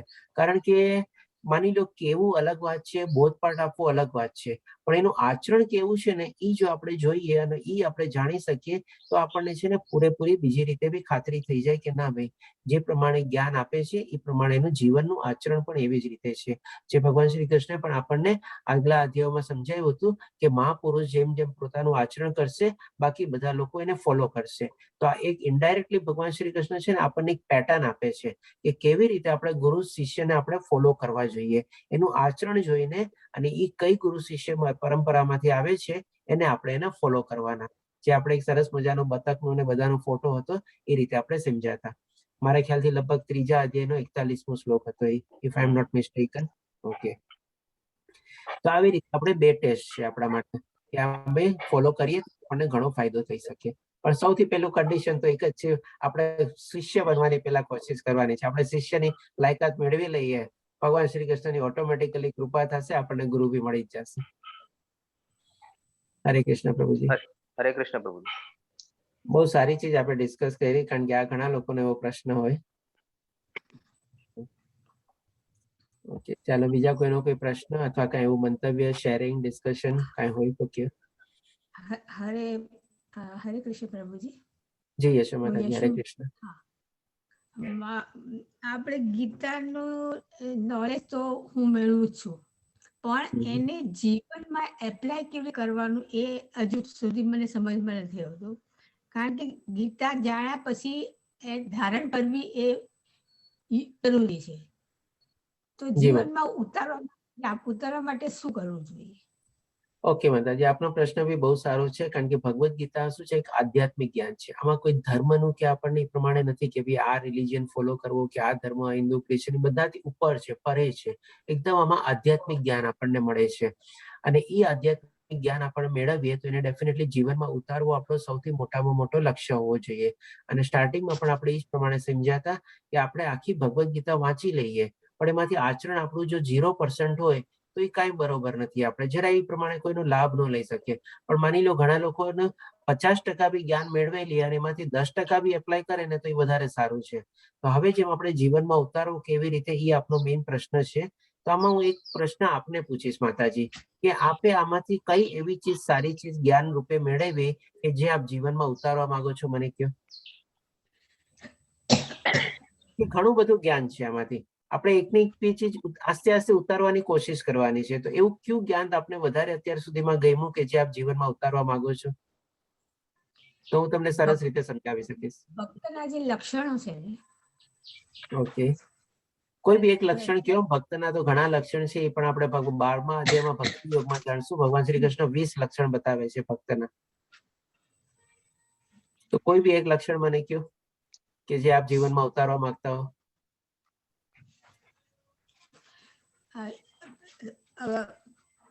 મારી દ્રષ્ટિએ તો કોઈને પણ દુઃખ ન આપવું. કોઈને દુઃખ ના આપવું, બરાબર છે. તો આપણે સ્ટાર્ટિંગમાં જયારે આપણે બધાનો મંતવ્ય લીધો ત્યારે એક બે પ્રભુજી અને માતાજી બી બતાવ્યું કે ભાઈ હું પહેલા બહુ ગુસ્સે થઈ જતી હતી, ઓવર રિએક્ટ કરી જતી, તો એગ્રેસિવ થઈ જતું હતું. એ બધી ચીજને મેં સ્ટોપ કરી દીધી. જયારે કોઈ બી ઓફિસમાં બી ક્યાંય બી સિચ્યુએશન, પરિસ્થિતિ આવે, હું હરે કૃષ્ણનો મંત્ર જપવા માંડું છું, જેથી મન ઘણું શાંત થાય છે, મનને ઘણો આનંદ મળે છે. એ બધી પ્રક્રિયા બી આપણે એમાં જ આવી જ ગઈ. આપણે તેમાંથી બી શું છે કે આપણે ઓવર રિએક્ટ કરીએ ત્યારે એનો શું હોય છે, આપણે પ્રતિકાર કરીએ છીએ. કોઈ કે આપણને એવા ઘણા અપશબ્દો કહી દીધા, ગુસ્સે થઈ ગયા, માની લો ગાળ બી આપી દીધી, પણ ત્યારે આપણે ઓવર રિએક્ટ ન કર્યા. આપણે એટલે કે એનો પ્રતિકાર ન કર્યો, આપણે મનને કંટ્રોલ કર્યું, મનને વશમાં કર્યું, મન ઉપર આપણે કાબુ મેળવ્યું. તો એ પણ એક આપણું આચરણ થઈ ગયું. હવે જેમ આપનો અત્યારે પ્રમાણે છે કે ભાઈ આપણે બીજા કોઈને દુઃખ ન આપવું. તો સૌ પ્રથમ તો શું છે કે ભાઈ બીજા કોઈને દુઃખ ના આપવું આપણે 2 થી 3 રીતે કરી શકીએ. એક તો આપણા વાણીથી કોઈને દુઃખ ન આપવું, એક આપણા વર્તનથી કોઈને આપણે દુઃખ ન આપવું, અને ત્રીજું આપણે જે આપણે કહીએ ને કે ભાઈ ઘણા ઓછા લોકો માને છે, પણ આપણા વિચારથી બી આપણે છે ને સામેવાળાને દુઃખિત કરી શકીએ છીએ. આપણા ઘણી વાર મનમાં એવા ને એવા વિચાર આવે, એનું તો આમ થઈ જાય, એને મારી આરામ કર્યું, એનું આમ થઈ જાય, તો એ પણ એના પ્રત્યે દુઃખિત કરવા જેવું છે. આપણે વાણીથી પણ આપણે કોઈ એવી વાણી બોલવાની નહીં, અને એવી રીતે કોઈ આપણે બિહેવિયર અથવા એવું કોઈ વર્તન બી આપણે એની સાથે નહીં કરવાનું. તો ડેફિનેટલી આપણે સામેવાળા માણસને કેવી રીતે દુઃખ આપીએ, બોલો? આ 3 ચીજ જો તમે સંયમ લાઈફમાં કેળવી લ્યો કે ભાઈ કોઈ મને ગમે તે આવીને કહેશે, મારે એની સામે પ્રમાણે ઓવર રિએક્ટ નથી કરવું, અથવા રિએક્શન ઓન ધ સ્પોટ ત્યારે ને ત્યારે નથી આપવું. હોઈ શકે ઘણી વાર ખોટો હોય, પણ તમે જો સ્પોટમાં રિએક્શન આપશો ને તો એ ઊંધી રીતે જ લેવાનું છે. તમે સાચા હશો તો પણ એ ઊંધી રીતે જ લેવાશે. એની બદલે ત્યારે તમે ચૂપચાપ સાંભળી લેશો, પછી શું છે, આરામથી ક્યારેક ટાઈમ મળે, વખત મળે, તમે એની પ્રમાણે સમજાવો, એને કોશિશ કરો કે ભાઈ આ પ્રમાણેથી ત્યારે કીધું બરાબર છે, ખોટું હતું, પણ તેમ છતાં મેં સમજી લીધું, પણ હવે તું મને કે આવી રીતે શું છે. ઘણીવાર એ માણસ છે ને ઉત્તેજનામાં આવીને ઘણીવાર કહે છે, અને પાછળથી એને જ અફસોસ થાય છે. ઇવન આપણને પણ જોજો, ઘણીવાર આપણે ગુસ્સામાં આપણા સંતાનો ઉપર ક્યારેક હાથ બી ઉપડી જાય, ક્યારેક એવો ગુસ્સે થઈ જાય, પછી પાછળથી આપણને જ અફસોસ થાય, અરે હું તો બહુ ખોટી રીતે ગુસ્સે થઈ, આવી રીતે મારે એના પર ગુસ્સે ન થવું જોઈએ, આજે મેં કહ્યું બહુ ખોટું કર્યું. તો એવી જ રીતે છે ને આપણે સામેવાળા વ્યક્તિ આપણે બી રીતે ન રિએક્ટ કરવાનું અને કઈ પ્રતિકાર નહીં આપવાનું. એટલે કે આપણું બિહેવિયર, વર્તન એવું રાખવાનું, અને શબ્દો બી બોલવાના નહીં. અને પાછું મનમાં બધું ઊંડું નહીં વિચારવાનું, એને મને આમ કીધું છે ને, હવે હું પણ એક દિવસ એને દેખાડી દઈશ ને બધું. એટલે આવો વિચાર બી નહીં લાવવાનો. આ 3 રીતે જો તમે કરો તો સામેવાળા માણસને આપણે દુઃખિત ન કરી શકીએ. આપણે હરે કૃષ્ણ માતાજી. Okay, I hope it is clear. Okay, ધન્યવાદ માતાજી. બીજા કોઈ પ્રશ્ન આપણે? હરે કૃષ્ણ. હા દીપિકા માતાજી બોલો. બાબુજી આમાં આપણે લાસ્ટ 9મા અધ્યાયમાં ક્વેશ્ચન હતો કે ભગવદ ગીતામાં 9મા અધ્યાયને સૌથી વધુ ગોપનીય એટલે ગુપ્તાંગ કહેવામાં આવે છે. અહીં સૌથી વધુ ગુપ્ત શું છે? બ્રહ્મ જ્યોતિમાં ભળીને મુક્તિ મેળવવાનું જીવાત્માએ આત્મા છે, શરીર નથી. આત્મા અને પરમાત્મા એક સમાન છે. સર્વોચ્ચ દેવનો અન્ય ભક્તિ સેવા. તો શું છે ઇમ્પોર્ટન્સ? મને આ સમજાયું જ નહીં ક્વેશ્ચન. ધન્યવાદ દીપ્તિ માતાજી પ્રશ્ન બદલ. તો આપણે છે ને ભગવદ ગીતામાં 3 બહુ ગુહ્ય જ્ઞાન છે. એને આપણે 3 રીતે એવી રીતે જાણી શકીએ: ગુહ્ય, ગુહ્યતરા અને ગુહ્યતમ. એવી રીતે તો આ 3 એકદમ સિક્રેટ નોલેજ છે જે આપણને ભગવદ ગીતામાંથી મળે છે. સૌ પ્રથમ પહેલું જ્ઞાન આપણે ગુહ્ય તરીકે શું છે કે આપણે શરીર નથી, આપણે આત્મા. પછી ગુહ્યતર એટલે કે ગુડ, બેટર, બેસ્ટ એવી રીતે જેમ હોય ને એવી રીતે ગુહ્યતર જ્ઞાન એટલે કે શું બી આપણો સ્ત્રોત કોણ છે, આપણે ક્યાંથી આવ્યા છીએ, એ આપણે ગુહ્યતર જ્ઞાન છે. અને ગુહ્યતમ જ્ઞાન એટલે કે સૌથી વધારે આપણે બેસ્ટ રીતે જે જ્ઞાન કહી શકીએ, આપણા જીવનનું લક્ષ્ય શું છે, એટલે કે ભગવાન શ્રી કૃષ્ણની આપણે પ્રાપ્તિ કરવાની છે, આપણે એના સનાતન ધામમાં જવાનું છે. જે ભગવાન શ્રી કૃષ્ણ આપણને 9મા અધ્યાયમાં સમજાવે છે કે એકવાર મારા ધામમાં પહોંચી જાય છે, ફરીથી પછી અહીંયા જન્મ લેતો નથી. જેમ આપણને બધા દેવો દેવતાની પૂજા કરે છે તો એ લોકો સ્વર્ગલોક અથવા દેવલોકમાં જાય છે. બાકી બધા જે લોકો પૂજા કરતા હોય છે એ લોકો નીચેતર યોનિમાં બી જાય છે. પણ જે લોકો મારી ભક્તિ કરે છે એ હંમેશા મારા ધામમાં આવે છે અને સનાતન ધામ પ્રાપ્ત કરે છે. અને સનાતન ધામમાં ત્યારે પછી આપણે નષ્ટ થતું નથી. એ રીતે ભગવાન શ્રી કૃષ્ણ આપણને આ 9મા અધ્યાયમાં સમજાવે છે. એટલે કે આપણા જીવનનું લક્ષ્ય જે છે એ આપણને ભગવાન શ્રી કૃષ્ણ એમાં ક્લિયર કરે છે. આ રીતે આપણે 3 જે ટોપમોસ્ટ સિક્રેટ નોલેજ જે છે ભગવદ ગીતાનું, જે આપણને બીજા કોઈ આપણને ગમે તેટલું ડિગ્રી લઈ લો કે કાંઈ બી લઈ લો, ક્યાંય આપણને મળતું નથી. એ જ્ઞાન આપણને ભગવદ ગીતામાંથી મળે છે. તો તમને કોઈ બી કોઈ કહે ને. હરે કૃષ્ણ પ્રભુજી, બોલો. હવે એક મારો સંશય હતો કે મહાત્મા ગાંધીની ભક્તિ અને નરસિંહ મહેતાની ભક્તિમાં ફરક શું છે? એમાં છે ને આપણે 3 યોગ છે. આપણે ભક્તિ યોગ, જ્ઞાન યોગ અને કર્મ યોગ. તો આપણે જેમ કે જ્ઞાન યોગમાં છે ને શંકરાચાર્યને લઈએ છીએ આપણે, અને ભક્તિ યોગમાં આપણે છે ને નરસિંહ મહેતાને લઈ શકીએ. અને જો કર્મયોગ જે ફોલો કરતું હોય અથવા નિષ્કામ કર્મયોગ ફોલો કરતું હોય તો એમાં આપણે ગાંધીજીને લઈ શકીએ. આ એક પ્રતીક રૂપે છે. આપણે આવી રીતે આ ડિફરન્સ છે આપણે. બરોબર, સરસ સરસ. ધન્યવાદ પ્રભુજી. દીપિકા માતાજી, આપનો પ્રશ્ન ક્લિયર થઈ ગયો? હરે કૃષ્ણ દીપિકા માતાજી, ક્લિયર? ગૌતમ, તો બ્રહ્મ જ્યોતિમાં ભળીને મુક્તિ મેળવવી જીવાત્માએ આત્માને શરીર નથી, આત્મા અને પરમાત્મા એક સમાન છે.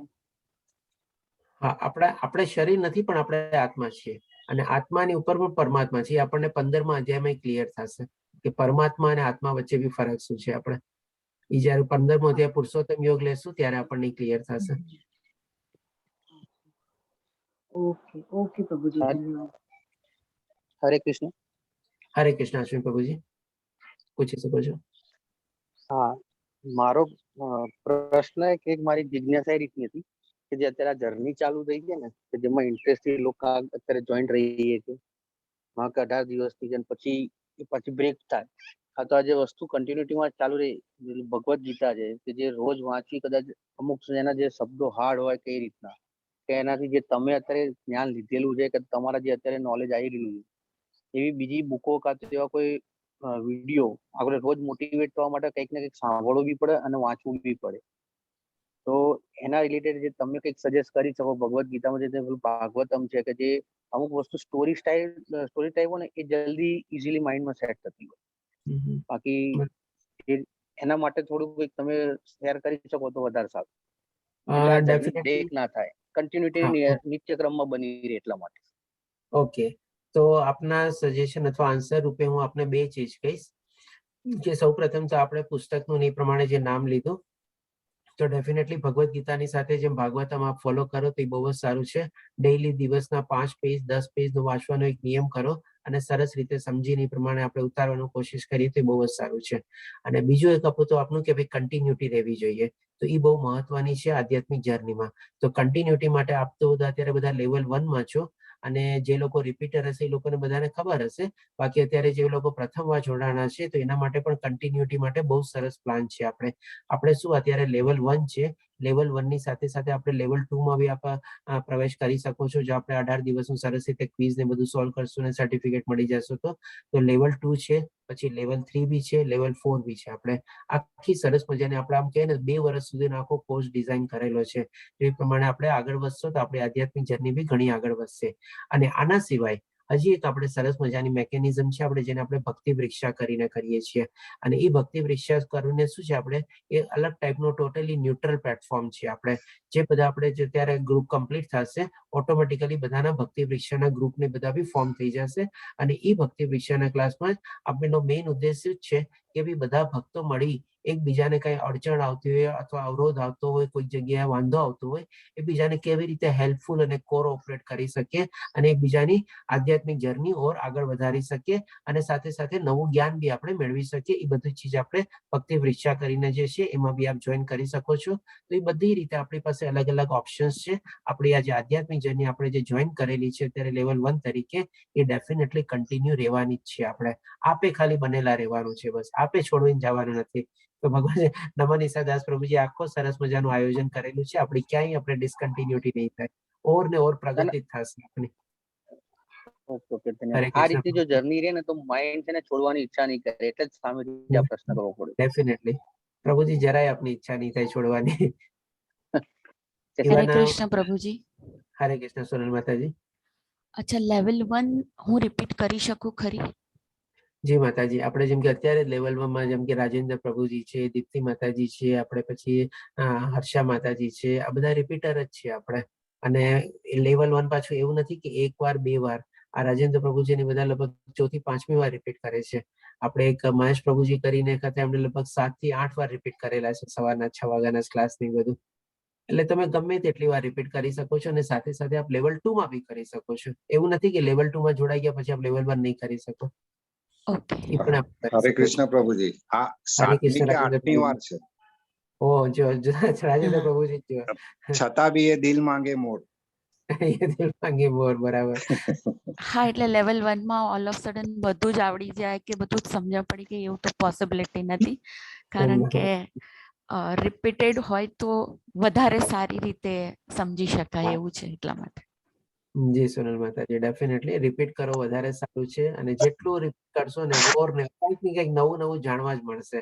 કારણ કે ઇવન હું પોતે બી છે ને કંઈક એવું કંઈક ગોખેલું કે બી મારી સામે કોઈ સ્ક્રિપ્ટ રાખેલી હોય છે એ પ્રમાણે હું જ્ઞાન નથી આપતો. હું તો એમ સમજુ છું કે બસ આમ ખોલીને બેસી જાઓ, ભગવાન શ્રી કૃષ્ણ જે પ્રમાણે જ્ઞાન આપે, જે પ્રમાણે સ્મૃતિ આપે અને એ પ્રમાણે બસ હું મારા શબ્દો કરું છું. એમના તરફથી મને જ્ઞાન મળે છે, બુદ્ધિ મળે છે, વાચા મળે છે અને શબ્દો મળે છે. એ જ આપની સમક્ષ રજૂઆત કરવાની કોશિશ કરું છું. બરાબર. હરે કૃષ્ણ પ્રભુજી. રિપીટમાં એ ફાયદો થાય છે કે દરેક બેચમાં મારા જેવા ગાંડા લોકો બહુ ઓછા હોય છે, 2-4 જણા જ હોય છે કે જે રિપીટ કરતા હોય છે. એટલે દરેક બેચમાં નવા નવા લોકો હોય છે, નવી નવી પ્રશ્નાવલીઓ ઊભી થતી હોય છે, નવા નવા પ્રોબ્લેમો શીખવા મળે છે, જાણવા મળે છે, એના સોલ્યુશન મળે છે, પર્ટિક્યુલરલી લાઈફ વિશે.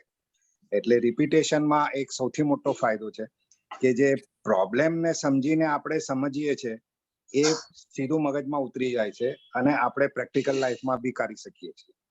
કારણ કે એ પ્રેક્ટિકલ લાઈફનું સોલ્યુશન આપણને મળતું હોય છે.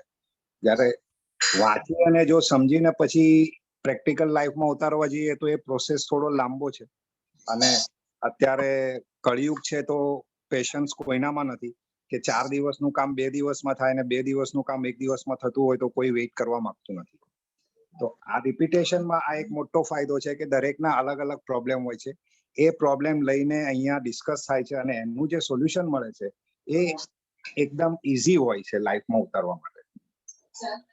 જી પ્રભુજી, ધન્યવાદ રાજેન્દ્ર પ્રભુજી. અને આપ જેવા બધા અમને બહુ સપોર્ટ બી આપો છો.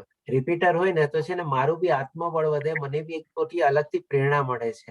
મને એમ થાય છે કે ક્યાંક બી જો ભગવાન શ્રી કૃષ્ણ એવી કૃપા થઈ કે કોઈ ચીજ હું ભૂલી ગયો અથવા તો જેમ કે ભગવાન શ્રી કૃષ્ણ આપણને 15મા અધ્યાયમાં શીખે છે કે મારા દ્વારા બુદ્ધિ, સ્મૃતિ અને વિસ્મૃતિ બધું આવે છે. જો હું ભૂલી ગયો તો તમારા બધાનો જો સપોર્ટ હશે ને તમે મને આગળ લઈ જશો. એટલે એના માટે બી ખૂબ ખૂબ ધન્યવાદ બધા રિપીટરનો. રાજેન્દ્ર પ્રભુજી આપનો બી. અને આપે તો શ્લોકા પઠનમાં બી આપ સારું મોટું યોગદાન આપો છો તો એ પણ એના માટે પણ ખૂબ ખૂબ ધન્યવાદ. ને આટલું કર્યા પછી બી હજી શ્લોક પઠન માટે દીપ્તિ માતાજી જેવો કોન્ફિડન્સ નથી હા, એમનું તો અલગ જ છે, એક્સ્ટ્રાઓર્ડિનરી સુપર છે.